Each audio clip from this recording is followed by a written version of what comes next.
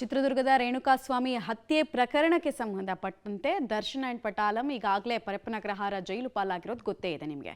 ಇವತ್ತು ಬಹಳ ಮುಖ್ಯವಾದಂತಹ ದಿನ ಈ ಗ್ಯಾಂಗ್ಗೆ ಅಂತ. ಯಾಕೆ ಅನ್ನೋದ್ರ ಮಾಹಿತಿ ಈಗ ನೋಡ್ತಾ ಹೋಗೋಣ ನಾವು. ಇಂದಿನಿಂದ ದರ್ಶನ್ಗೆ ಅಸಲಿ ಸಂಕಷ್ಟ ಶುರು. ಇಷ್ಟು ದಿನ ಒಂದು ಆಟ, ಇಂದಿನಿಂದ ಬೇರೆದ್ದೇ ಆಟ ಅನ್ನೋ ವ್ಯಾಖ್ಯಾನಿಗಳು.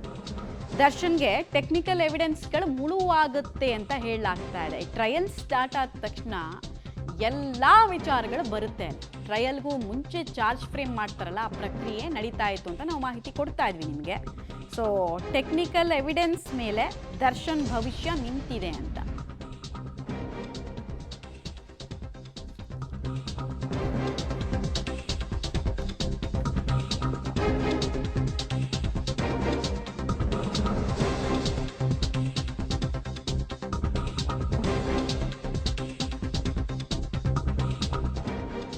ಕೋರ್ಟ್ ಕಟಕಟೆಗೆ ದರ್ಶನ್ ಸೇರಿ 17 ಆರೋಪಿಗಳು ಇವತ್ತು ಹಾಜರಾಗ್ತಾರೆ. ಚಾರ್ಜ್ ಫ್ರೇಮ್ನ ಪ್ರಕ್ರಿಯೆ ಆಗುತ್ತೆ.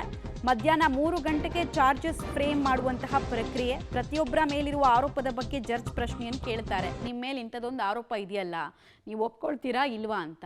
ಸಹಜವಾಗಿ ಆರೋಪಿಗಳು ಒಪ್ಕೊಳ್ಳಲ್ಲ. ಹೀಗಾಗಿ ಟ್ರಯಲ್ ನಡೀಲಿ ಅಂತ ಒಂದು ದಿನಾಂಕವನ್ನು ನಿಗದಿ ಮಾಡ್ತಾರೆ ಜಡ್ಜು ಅಂತ. ದೋಷಾರೋಪಣಾ ಪಟ್ಟಿಯ ಬಳಿಕ ಟ್ರಯಲ್ ದಿನಾಂಕ ನಿಗದಿ ಆಗತ್ತೆ. ಹೀಗಾಗಿ ಇವತ್ತು ಬಹಳ ಮಹತ್ವವಾದ ದಿನ. ಒಂದೊಮ್ಮೆ ಟ್ರಯಲ್ ಶುರುವಾದರೆ ಆರೋಪಿಗಳ ಪರ ವಕೀಲರು ಮಂಡಿಸುವ ವಾದ ಏನು, ಮುಖ್ಯವಾಗಿ ಯಾರು ವಕೀಲರು, ಆಮೇಲೆ SPP ಇದನ್ನೆಲ್ಲ ಹೇಗೆ ಕೌಂಟ್ರ್ ಮಾಡ್ತಾರೆ, ಪೊಲೀಸರು ಸಂಗ್ರಹ ಮಾಡಿರುವಂತಹ ಸಾಕ್ಷಿಗಳು. ನೋಡಿ, ಒಂದು ಕೊಲೆ ಪ್ರಕರಣವನ್ನು ರುಜುವಾತ್ ಮಾಡಬೇಕಂದ್ರೆ ಇಂತಿಂಥವರೇ ಮಾಡಿದ್ದಾರೆ ಅಂತ, ಅದರಲ್ಲಿ ಫಿಸಿಕಲ್ ಎವಿಡೆನ್ಸ್ ತುಂಬ ಇಂಪಾರ್ಟೆಂಟ್ ಆಗುತ್ತೆ, ಸಾಂದರ್ಭಿಕ ಸಾಕ್ಷಿಗಳು ತುಂಬ ಇಂಪಾರ್ಟೆಂಟ್ ಆಗುತ್ತೆ. ಅಷ್ಟೇ ಪ್ರಾಮುಖ್ಯತೆಯನ್ನು ಇತ್ತೀಚಿನ ದಿನಗಳಲ್ಲಿ ವಹಿಸ್ತಾ ಇರೋದು ಟೆಕ್ನಿಕಲ್ ಎವಿಡೆನ್ಸ್. ಫೋನ್ ರೆಕಾರ್ಡಿಂಗ್ಸಿಂದ ಹಿಡಿದು ಕೊಲೆಯ ಆರೋಪಕ್ಕೆ ಸಂಬಂಧಪಟ್ಟಂತೆ ಸ್ಪಾಟಲ್ಲಿ ಏನೇನು ಸಿಕ್ತು ಅಂತ. ಸೊ ಸಂಗ್ರಹ ಆಗಿರುವ ಸಾಕ್ಷಿಗಳು ಏನು, ಚಾರ್ಜ್ ಶೀಟ್ ಈಗಾಗಲೇ ಪಬ್ಲಿಕ್ ಡೊಮೈನ್ನಲ್ಲಿ ಇದೆ.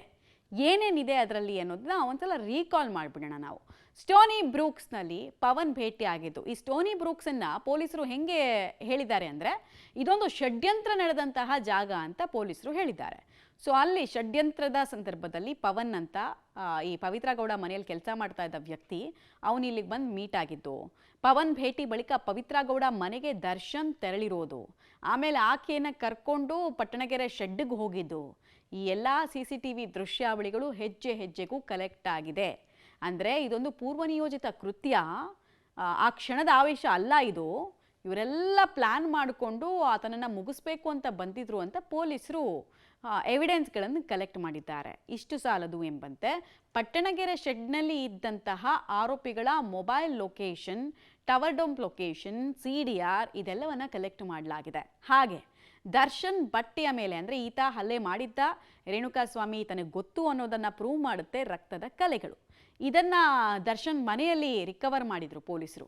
ಬಟ್ಟೆನೇನೋ ಒಗೆಯಕ್ಕೆ ಹಾಕಿದ್ರು, ಒಗೆದು ಹಾಕಿದ್ರು, ಒಣದಿದ್ರು, ಅದ್ರಲ್ಲಿ ರಕ್ತದ ಕಲೆಗಳಿತ್ತು. ಅದು FSLನಲ್ಲಿ ಪ್ರೂವ್ ಆಗಿದೆ ಅನ್ನೋದು ಮಾಹಿತಿ. ನೋಡಿ, ಅಲ್ಲಿ ಬಂತು ಡೀಟೇಲ್ಸ್. ಅದು ರಕ್ತದ ಕಲೆಗಳು FSLನಲ್ಲಿ ರಿಕವರ್ ಆಗಿತ್ತು. ಬ್ಲಡ್ ಸ್ಯಾಂಪಲ್ಸ್ ಈ ತಂದೆ ಅಂತ, ಅಂದರೆ ರೇಣುಕಾಸ್ವಾಮಿ ಇದೆ ಅಂತ.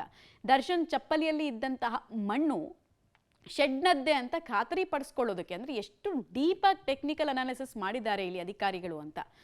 ಚಿಕ್ಕದನ್ನು ಕೂಡ ಇದೇ ಫಸ್ಟ್ ಟೈಮ್ ಈ ಥರ ಮಣ್ಣಿನ ಸ್ಯಾಂಪಲ್ಗಳನ್ನು ಕಲೆಕ್ಟ್ ಮಾಡಿ ಅದನ್ನು ಅನಾಲಿಸಿಸ್ ಮಾಡಿಸಿದ್ದು. FSL ಮೂಲಕ ಮಣ್ಣು ಪರೀಕ್ಷೆಯನ್ನು ಕೂಡ ಮಾಡಲಾಗಿತ್ತು. ಆ ಕರೆಕ್ಟು ಮಣ್ಣಿನ ಗುಣಗಳನ್ನು ನೋಡಿದಾಗ, ಚಪ್ಪಲಿಯಲ್ಲಿದ್ದಂತಹ ಮಣ್ಣಿನ ಕಣಗಳನ್ನು ನೋಡಿದಾಗ ಕರೆಕ್ಟ್ ಮ್ಯಾಚ್ ಆಗಿದೆಯಂತೆ. ಹತ್ಯೆಯಾದ ಬಳಿಕ ಫೋಟೋಗೆ ದರ್ಶನ್ ಅಲ್ಲಿ ಬಂದಿದ್ರಲ್ಲ ಕೊಲೆ ಆರೋಪಿಗಳು, ಇತರೆ ಆರೋಪಿಗಳು ಚಿತ್ರದುರ್ಗದಿಂದ, ಅಭಿಮಾನಿ ಸಂಘದ ಅಧ್ಯಕ್ಷ, ಮತ್ತೊಬ್ಬ ಮಗದೊಬ್ಬ ಅಂತ, ಅವನ ಜೊತೆ ಎಲ್ಲ ಫೋಟೋ ಪೋಸ್ಟ್ ಕೊಟ್ಟಿರ್ತಾರೆ. ಆ ಫೋಟೋಗಳು ಕೂಡ ಕೊಲೆ ಆರೋಪಿಗಳ ನಿಕಟ ಸಂಪರ್ಕವನ್ನು ಸಾಬೀತು ಮಾಡುತ್ತೆ. ನೀವು ಆ ಚಾರ್ಜ್ ಶೀಟ್ ಎಲ್ಲ ಆಚೆ ಬಂದಾಗ ಆ ಫೋಟೋಗಳನ್ನೆಲ್ಲ ನೋಡಿರ್ತೀರ. ರೇಣುಕಾಸ್ವಾಮಿ ಕೊಲೆ ಘಟನೆ ಅಶ್ಲೀಲ ಮೆಸೇಜ್ ಸಂಬಂಧ ನಡೆದಿದೆ. ಅವನು ಮೆಸೇಜ್ ಕಳಿಸಬಾರ್ದನ್ನೆಲ್ಲ ಕಳಿಸಿ ಹೆಣವಾಗಿತ್ತು. ಸೊ ಆ ವಿಚಾರ ಎಲ್ಲ ಎಲ್ಲಿ ಶುರುವಾಯಿತು ಅನ್ನೋದನ್ನೆಲ್ಲ ಕಲೆಕ್ಟ್ ಮಾಡಿದ್ದಾರೆ.